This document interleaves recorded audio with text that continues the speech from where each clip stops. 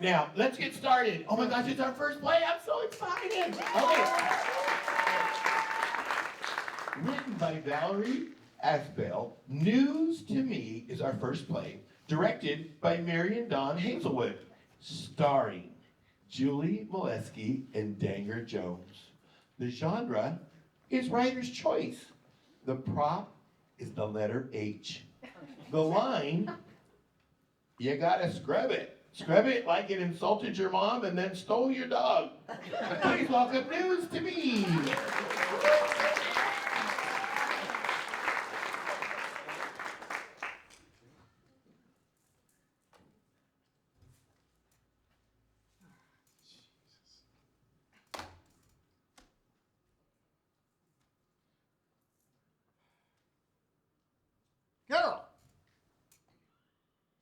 Carol, you finished scrubbing the floor yet?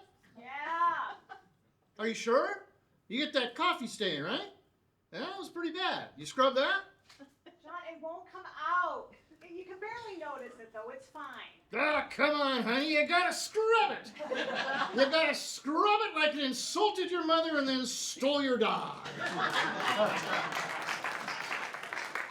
think I know how to scrub a floor. Of course you do. Fuck you. You're cute when you're mad. Ah, stop that. What's that? Oh, a giant H.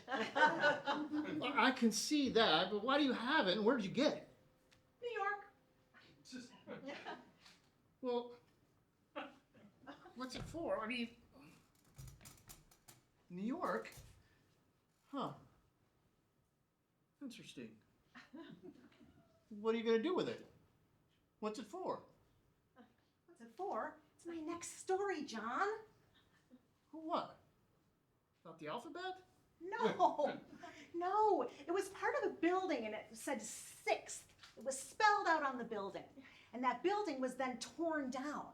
This was part of the address. In New York? In New York. Oh, New York. I forgot about your flight. Did you have a little jet lag? Is that why you're so cranky?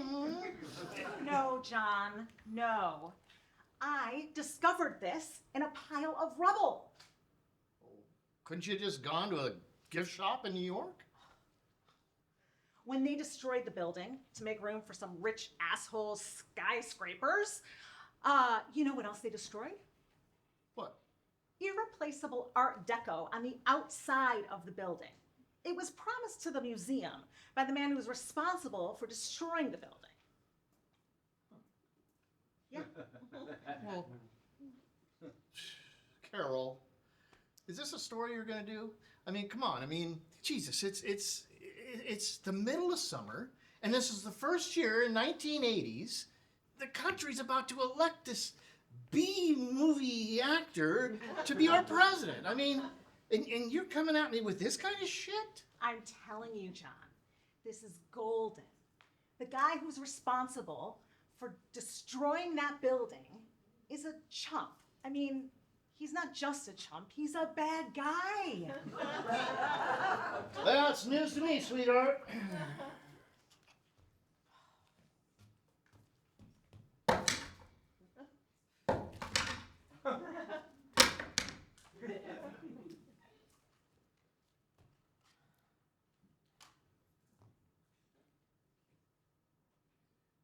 You know, you still owe me $10 from that article about 7 years ago. Don't get started. No. I think it was 1973. It was about, you wanted me to do an article about some guy Cooper who invented a phone and, God, what was the name of it? A cellular phone. Yeah, that's it. I mean, he called some people from New York and then you said that everybody in the country was going to have one. Yeah, I'm telling you. Oh, It could happen. Come on. How are people going to carry around a phone? I mean, come on. I mean, what if they lost it or something? I'm telling you, it could happen someday. They say it could happen. Huh. Well, maybe if only the filthy rich, maybe. Oh, speaking of filthy rich, you know the guy who destroyed the building? Well, he is loaded. In fact, his whole goddamn family is. So what? So I think he's dangerous. Why, because he destroyed some art? Yeah. know what? He is smarmy. He's calculated. He's smooth. He hurts people. I know. Oh, gosh. Hurts people. News to me. I mean, how do you know?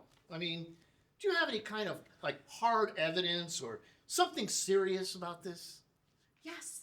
7 years ago, his company was accused of discriminating against prospective black tenants of apartment buildings from the organization that he owns. Of course, they claim that they were just screening out low-income applicants. So? Well, this is where it gets juicy. They sent in testers. Testers? Yes, you know, people proposing, acting like they were applicants. So, you know, they were white and some were black, and guess who got accepted? Okay, it sounds juicy to me. I was one of the testers.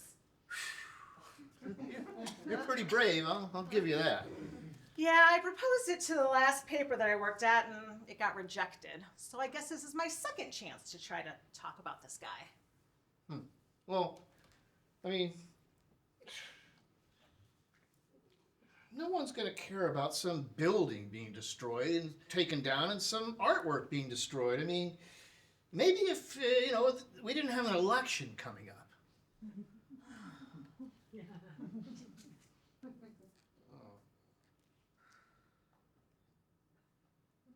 Do you think Reagan's gonna win?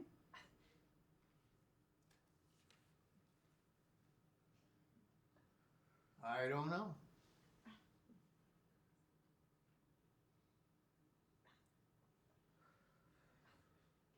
Do you think he could win twice? Well, it sure would give us something to write about. That's very cynical. Oh, gosh. So, I'm not being cynical, I'm just being honest. Yeah.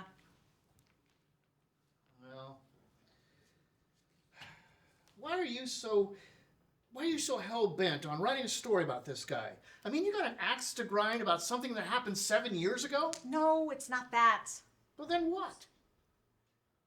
Well, if you ignore these people, and if you ignore the warning signs, bad things can happen. Not everything has to be on the front of the paper. If you want to talk about it, we should be able to talk about it. I guess. Yeah, I think so. Right. Yeah, well... John, look, you promised me that I was going to be able to write more. You gave me your word. Right. And this guy, he's responsible for this, and he's really dangerous. And I really want to write about him. The public should know. This happened on the other side of the country. So why does Portland have to hear about it? On the other side of the country, he and his rich cronies are getting richer and having more power by the minute. What do you think? It doesn't affect people? This isn't a fluff story, okay?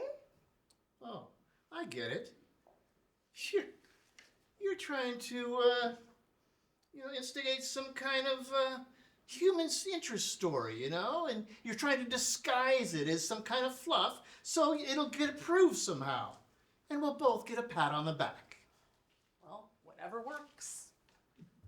All right, so some artwork got destroyed. Yeah, and this asshole gave the museum a runaround and basically was trying to claim that the artwork was neither rare or irreplaceable. But the museum had something to say about that. Yeah. Hang on. Yeah, Yeah. hang on. Let's see, it's here somewhere. Here it is. Here it is. Look, the guy responsible calls himself John Barron. He did this whole song and dance about how he had the artwork appraised and it came back and it was worthless. Well, a spokesman from the museum came back with this quote. Can you imagine the museum accepting them if they were not of artistic merit? Architectural sculpture of this quality is rare and would have made definite sense in our collection. That's a good quote. Nice work. But come on, Carol. Do you really think people are going to care about this or even read it? Look, a guy like this has dangerous effects on the populace in the long run. In any case, look, asshole, someone's got to work on something besides the front page. Right. So, okay. Thank you. Just have it on my desk at the end of the day tomorrow. Okay, great. Okay, great.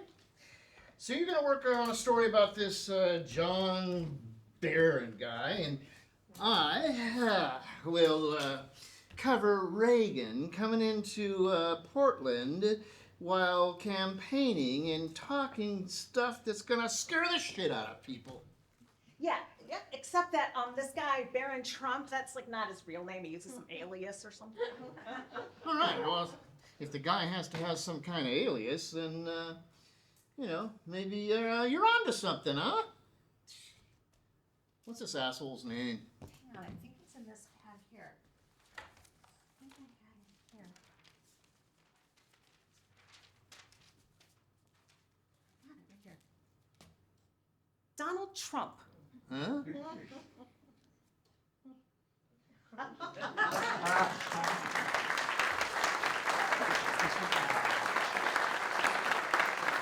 New green.